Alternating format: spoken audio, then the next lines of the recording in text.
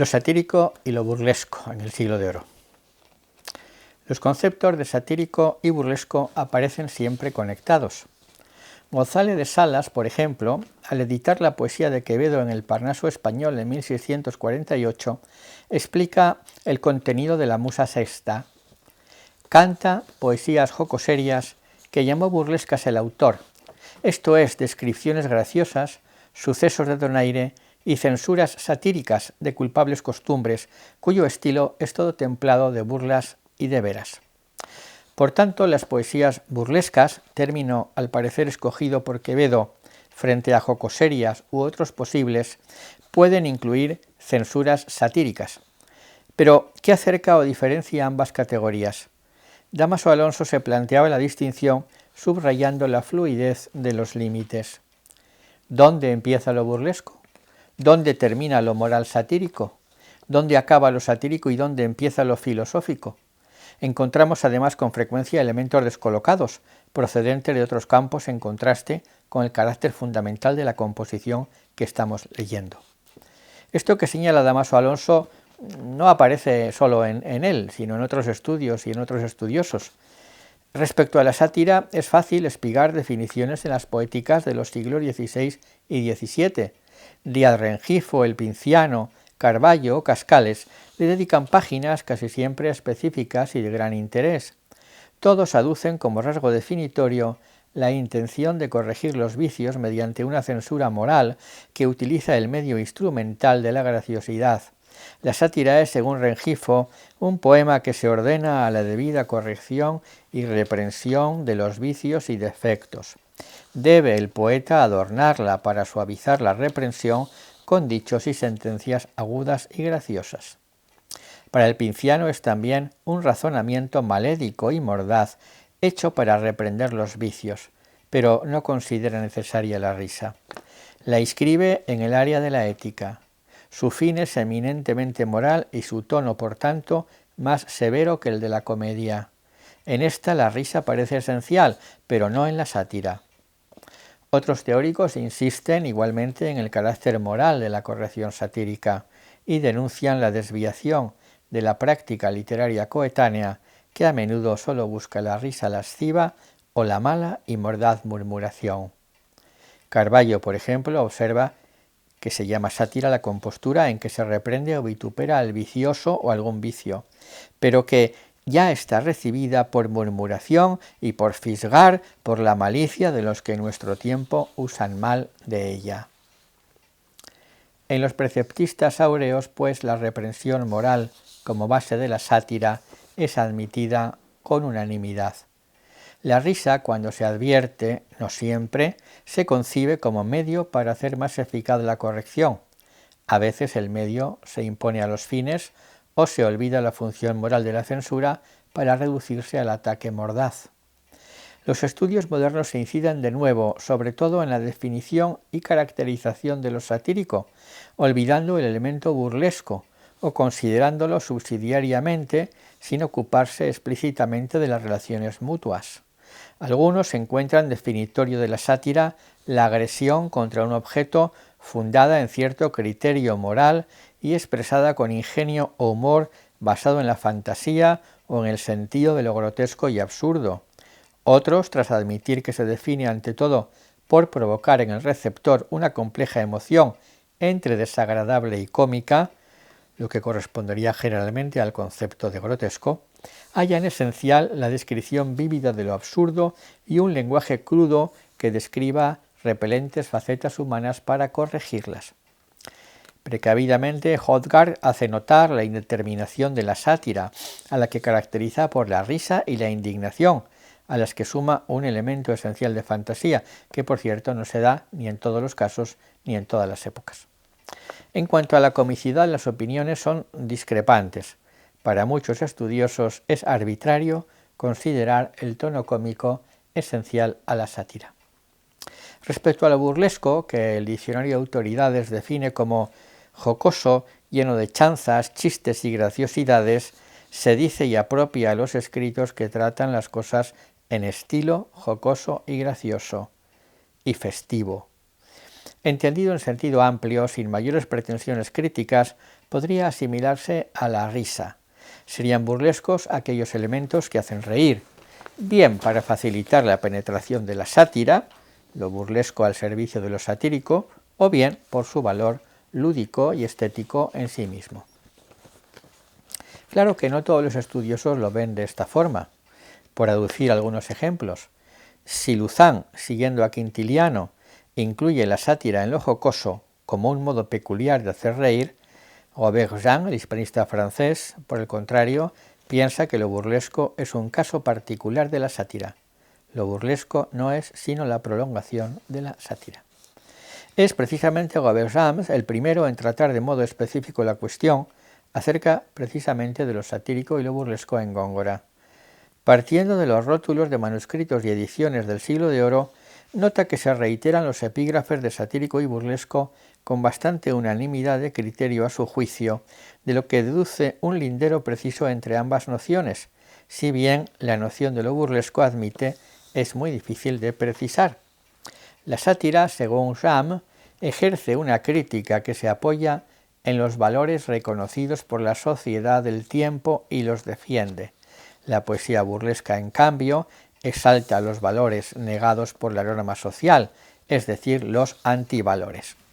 La venalidad de la justicia, los malos médicos, la ligereza de las mujeres serían temas satíricos. La glotonería, el elogio del beber y el placer sensual serían burlescos.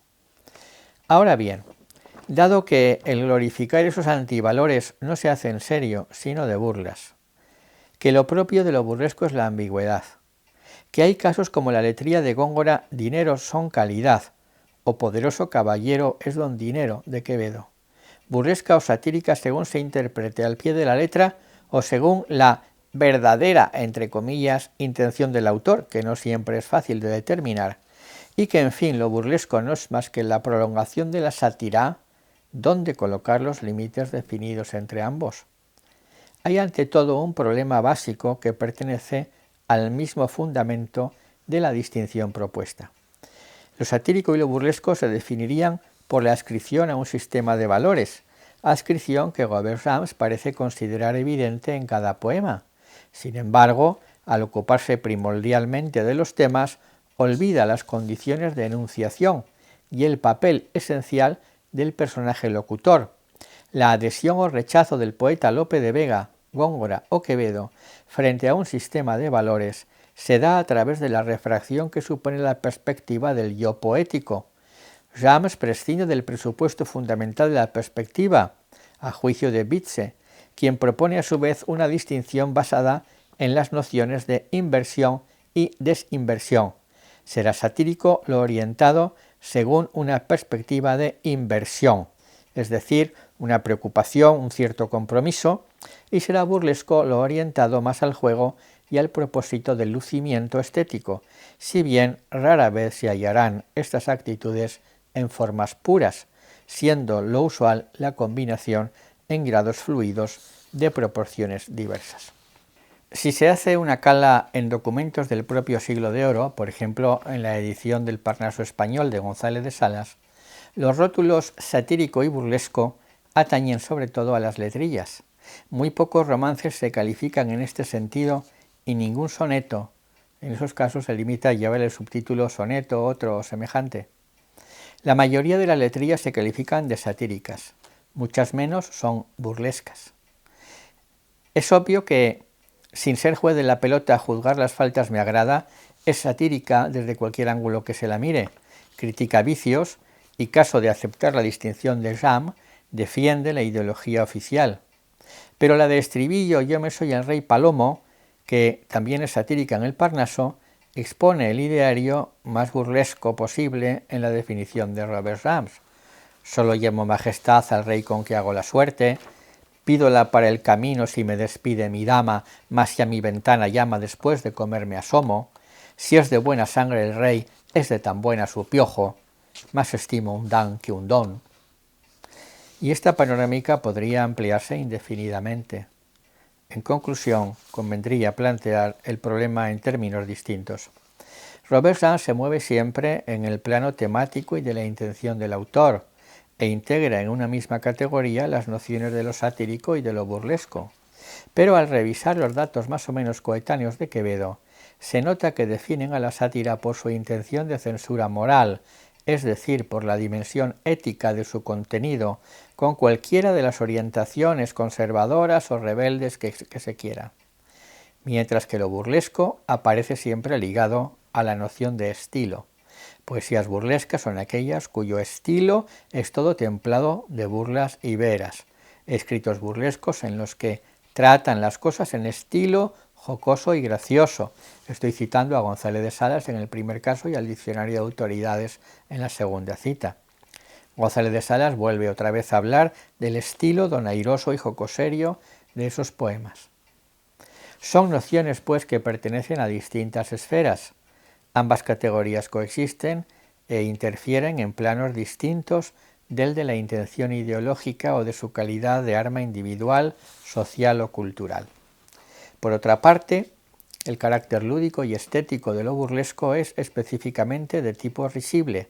Podría analizarse no según la intención ética del autor, como la sátira, sino según los efectos estéticos inmediatos, la risa, que provoca en el receptor. Ambas categorías pueden formar parte de un poema en diversos grados. Más que de poemas satíricos opuestos a poemas burlescos, habría que hablar de poemas más o menos satíricos expresados en estilo más o menos burlesco, lo cual postula la existencia de varias modalidades. Sin embargo, hay que admitir que la mayoría de esas modalidades posibles no pueden eludir en sus materiales burlescos o jocosos la carga satírica. La burla no coincide en este sentido con lo burlesco. Hay medios neutrales o casi neutrales, muy pocos hay que decir, de producir la risa sin víctimas, lo que entraría en el terreno de lo burlesco puro como estilo expresivo. Pero la burla que opera sobre una víctima considera a ésta siempre objeto de vituperio, lo que entraría en el terreno de la sátira. Y en el Siglo de Oro se da la circunstancia de que aunque lo risible funciona en principio ancilarmente como instrumento de la sátira, la propia fuente de la risibilidad, la tan citada turpitud de deformitas, implica la existencia de víctimas de una agresión. Víctimas consideradas dignas de sufrir una burla, que es un modo de ataque contra alguna dimensión tenida por viciosa en alguna medida. De ahí la enorme dificultad de distinguir la sátira de la burla y lo burlesco, y de ahí la escasez de modelos burlescos que provoquen una risa eutrapélica o meramente divertida, es decir, que lo burlesco puramente risible sin víctimas o con víctimas incapaces de sufrir un daño real será muy raro y muy infrecuente.